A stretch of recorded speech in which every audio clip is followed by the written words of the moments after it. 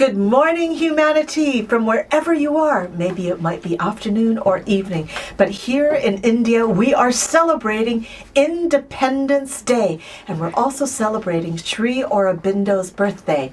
And today we have some guests that are coming into the studio, and I've got Dipti here who will basically explain some of what we're going to hear today with some writings, some letters on Sri Aurobindo, and some music. And we also have Rohan and Smiti here as well. Dipti, take it away. When you think of Sri Aurobindo, the impression one gets is power and action. And actually in the 60s, when there was a group of people preparing to present Sri Aurobindo publicly, they asked Mother, and she said, you have to start with a bang. What Sri Aurobindo, this is, I quote, what Sri Aurobindo represents in world history is not a teaching, not a revelation, but a decisive action direct from the Supreme. So people tend to see him as a sage, a Maharishi, a guide, a teacher, but what I have the impression is of power and of action. On the 15th of August, he gave a message. But before we come to the message, I think it's a moment to express our gratitude to Sri Aurobindo for what he's done. And who better than Mother to express that gratitude? When Sri Aurobindo left his body in 1950, these were the words that she inscribed at the Samadhi.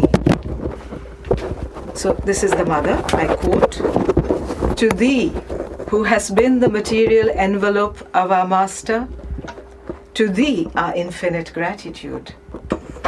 Before thee, who has done so much for us, who hast worked, struggled, suffered, hoped, endured so much. Before thee, who hast willed all, attempted all, prepared, achieved all for us. Before thee we bow down and implore that we may never forget, even for a moment, all we owe to thee, the Mother." Anyone who visits the Samadhi will find these words inscribed there. And I find them so moving and so touching. And today we express our gratitude to this incredible being. And we are here because he did what he did. So on the 15th of August 1947, to his newly independent beloved motherland, Sri Aurobindo gave these words. August 15th, 1947, is the birthday of free India. It marks for her the end of an old era and the beginning of a new age. But we can also make it by our life and acts as a free nation an important date in a new age opening for the world, for the political, social, cultural, and spiritual future of humanity.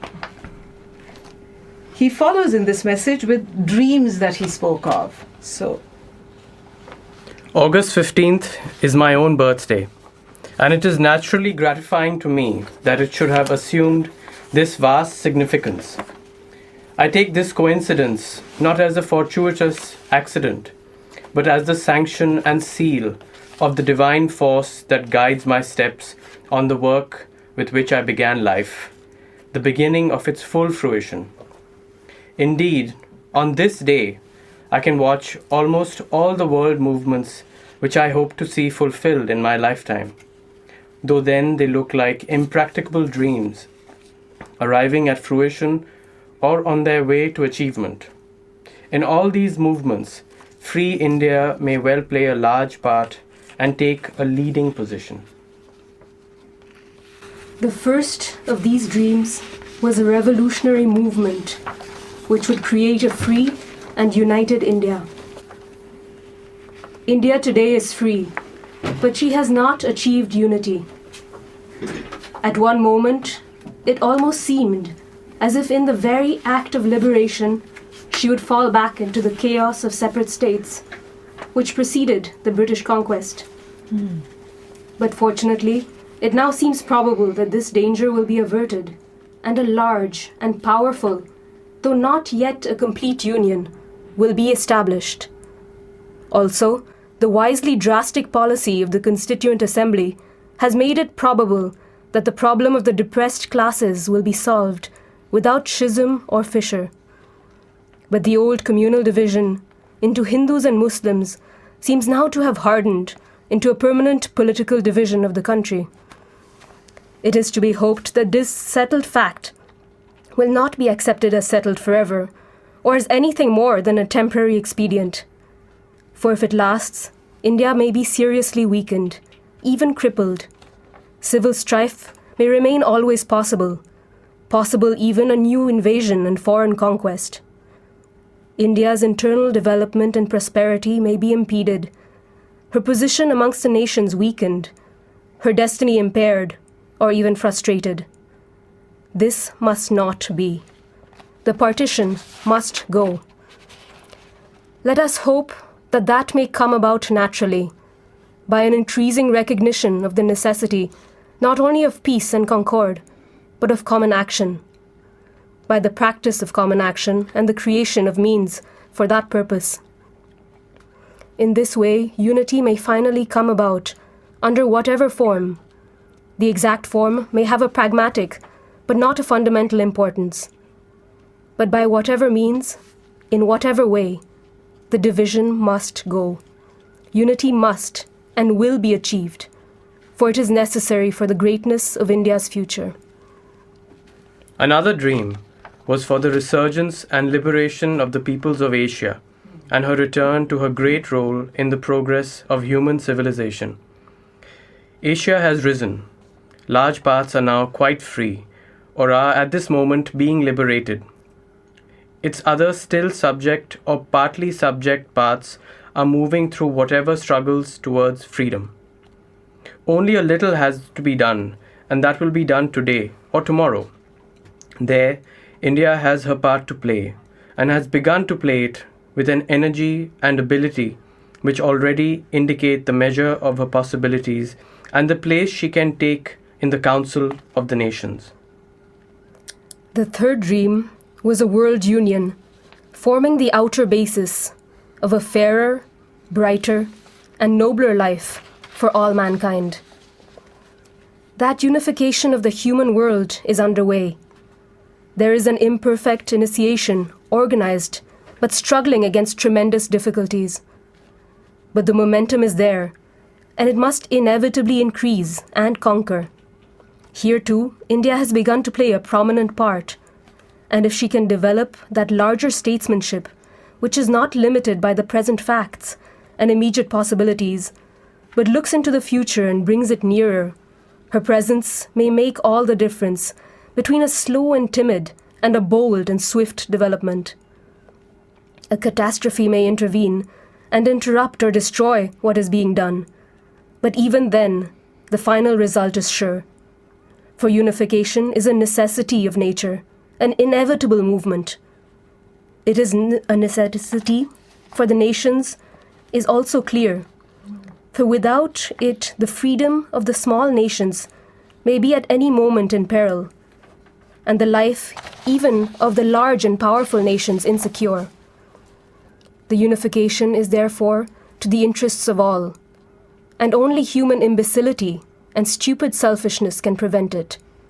But these cannot stand forever against the necessity of nature and the divine will. But an outward basis is not enough. There must grow up an international spirit and outlook. International forms and institutions must appear.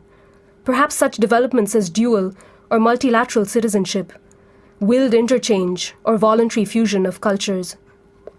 Nationalism will have fulfilled itself and lost its militancy, and would no longer find these things incompatible with self-preservation and the integrality of its outlook. A new spirit of oneness will take hold of the human race. Another dream, the spiritual gift of India to the world, has already begun. India's spirituality is entering Europe and America in an ever-increasing measure. That movement will grow. Amid the disasters of the time, more and more eyes are turning towards her with hope, and there is even an increasing resort not only to her teachings, but to her psychic and spiritual practice. The final dream was a step in evolution, which would raise man to a higher and larger consciousness and begin the solution of the problems which have perplexed and vexed him since he first began to think and to dream of individual perfection and a perfect society. This is still a personal hope and an idea, an ideal which has begun to take hold both in India and in the West on forward-looking minds. The difficulties in the way are more formidable than in any other field of endeavor, but difficulties were made to be overcome, and if the supreme will is there, they will be overcome. Here too, if this evolution is to take place, since it must proceed through a growth of the spirit and the inner consciousness, the initiative can come from India, and although the scope must be universal, the central movement may be hers. Such is the content which I put into this date of India's liberation. Whether or how far this hope will be justified depends upon the new and free India.